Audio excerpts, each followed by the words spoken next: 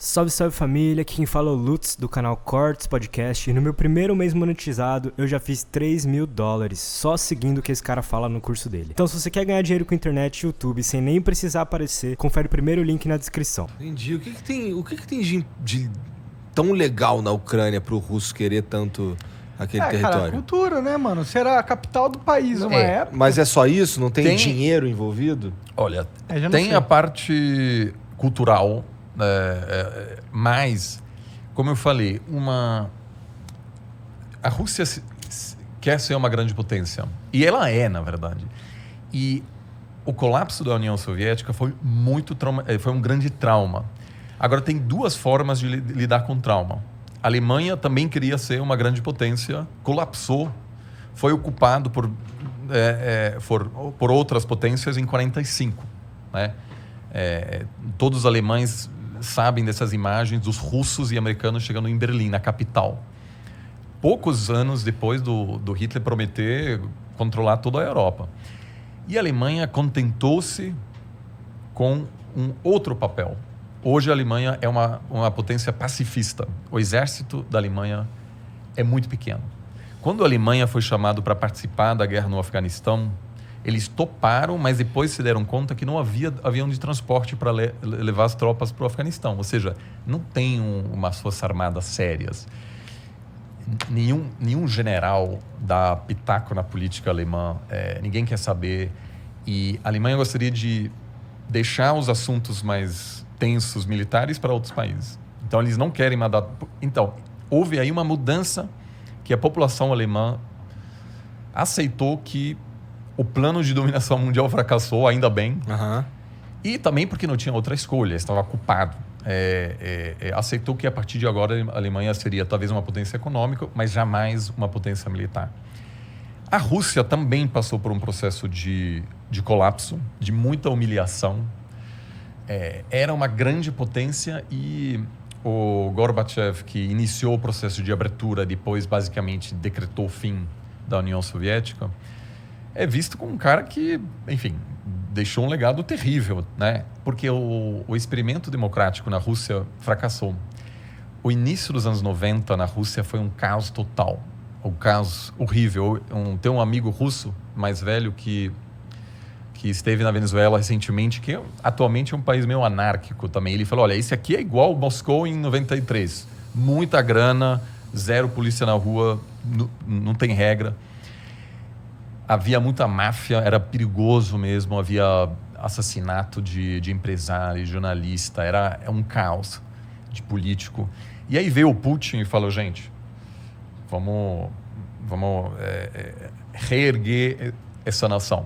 Porque o sucessor do Gorbachev era o Yeltsin, que era um alcoólatra, que inclusive tem um momento chave quando ele encontra o Clinton e tem uma conferência de imprensa e o Yeltsin tá bêbado naquele momento e faz piada, etc. E assim, o Clinton ri na cara dele. E para os russos é horrível, cara. Era uma grande potência nuclear, muito respeitada, temida no mundo, e aí havia um palhaço lá que está entregando toda a Europa Leste para os americanos. Aí o Putin vem e diz, chega com isso, vamos nos reconstruir. E apesar do russo médio ser... Desculpa a minha ignorância, mas como é que o Yeltsin sai e entra o Putin? O Yeltsin, na verdade, escolhe o Putin como sucessor e o Putin inicialmente ganha a eleição nos anos 90 e assume o poder em 99. E aí, aos poucos, ele encerra o experimento democrático na Rússia. Hoje não tem uma oposição séria, várias lideranças da oposição foram assassinadas, alguns super perto do parlamento. Mas o Putin, eu até diria hoje, numa eleição livre, talvez até ganharia, porque... Ele é popular lá.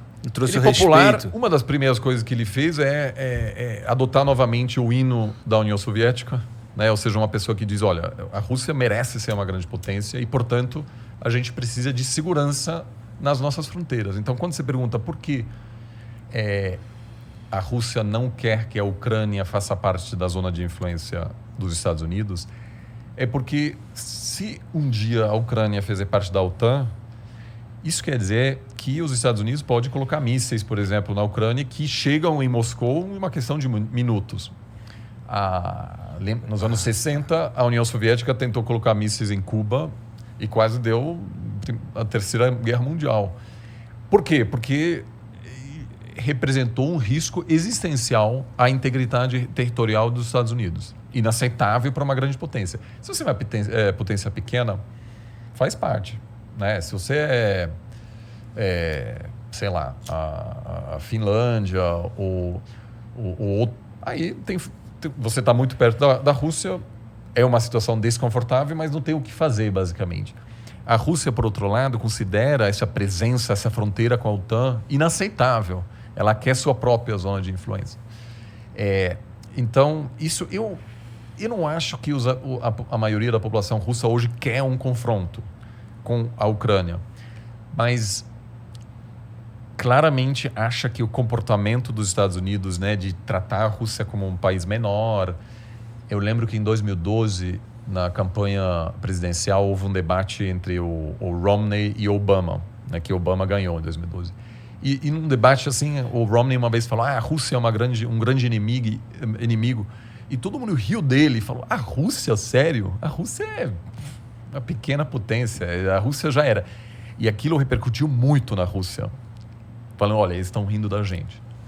Então, vamos aos poucos retomar. Agora, hoje, a Rússia acumulou tanta reserva internacional agora por exportar gás, que ela chegou num ponto em que ela não depende mais tanto, ela não sofreria mais tanto se houver sanções severas dos Estados Unidos. De embargo.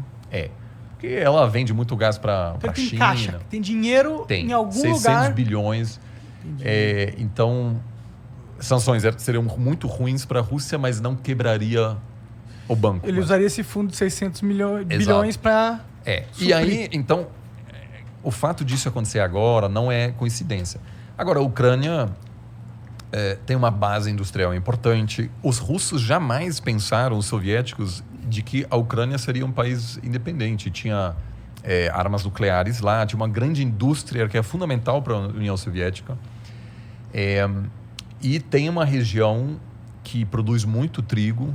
A Rússia é responsável por 1/3 da exportação de trigo do mundo, então é uma superpotência. E com a mudança climática, cada vez mais terras na Rússia podem ser utilizadas para a agricultura, que antigamente que interessante, era congelado permanentemente. E agora, com essa mudança, a Rússia vai se tornar um grande exportador de grãos. Agrícola, né? Porque a Sibéria, tudo isso está aos poucos... A gente se fode com isso, porque vai ficar mais quente. Aqui talvez vai ter lugares onde não vai... O Brasil pode ser um dos grandes perdedores, porque o padrão de chuvas já muda, né? E toda a produção agrícola brasileira precisa das chuvas da Amazônia. Então, se você tem um colapso lá, afeta a economia brasileira. A Rússia é um dos ganhadores, junto com o Canadá, que o Canadá também consegue produzir mais. Pode crer. Então, eu acho que sim, tem vantagens econômicas, mas acima de tudo é uma questão de segurança, que a Rússia não quer ter os militares, vamos dizer, de um outro bloco tão perto da fronteira. Que é tipo Wars mesmo, né, que você está jogando, né? Se ele não quer a fichinha ali. Porque onde está a maioria da população russa? Está perto da Europa. Então, se você vai para... aliás, é incrível, se um dia vocês tiverem tempo, visitar a Sibéria, que, sobretudo no verão, é muito interessante. Você pode... A Sibéria vai... Aí, até do outro lado, a Rússia faz quase fronteira com o Alasca, né? Só que lá, ninguém mora lá. Na verdade, tem até um problema de migração chinesa, porque a China expande muito e, aos poucos, está comprando terras desse outro lado. Mas a maioria da população russa está perto de Moscou, perto da Ucrânia. Então, o fato de você ter uma presença americana lá atrapalha os russos muito mais do que a ascensão chinesa que, enfim, acontece lá longe na Sibéria. E a China é mais um provável aliado da Rússia do que os Estados Unidos, né? E aí vem o grande problema, porque o que muita gente nos Estados Unidos diz? Botar sanções, se os russos invadirem a Ucrânia, por exemplo, tirar eles do sistema bancário internacional, impossibilitar que qualquer pessoa faça negócio com a Rússia. Isso para a China é excelente, porque a Rússia faz o quê? vai ter que fazer negócio com a China. Então, sanções, eles... eu, pessoalmente, acho que não dá muito sinal. Em Cuba, por exemplo... Pelo que você está dizendo aí, se houverem sanções à Rússia, quem fortalece a China. Claro, porque a Rússia vira mais dependente de outros atores, eles que não é, querem acima fortalecer de tudo, a China. E também, se você impuser sanções, o governo pode culpar qualquer problema apontando para as sanções. Dizer, a gente está super mal, mas é a culpa dos outros. É um pouco o que acontece em Cuba, Venezuela, Irã, todos são países onde você tem um fortíssimo nacionalismo, porque o governo pode dizer, a gente está numa grande batalha, e quem realmente sempre sofre mais com as sanções são os mais pobres, porque sempre tem um jeito de conseguir os produtos. Eu, alguns anos atrás, fui para a Coreia do Norte. Sanções, não dá para comprar nada a princípio. Aí, jantar com o governo, etc. Heineken, tudo. Por quê? Porque o cara chega, sei lá, da China. Dá um jeito, entendeu? Tinha tudo. Então, a elite política não sofre com sanções, porque sempre conhece alguém que conhece alguém tal, que traz... Quem sofre é a galera mais pobre. Então, eu espero muito que essa não será uma das respostas do Ocidente, se tiver um conflito.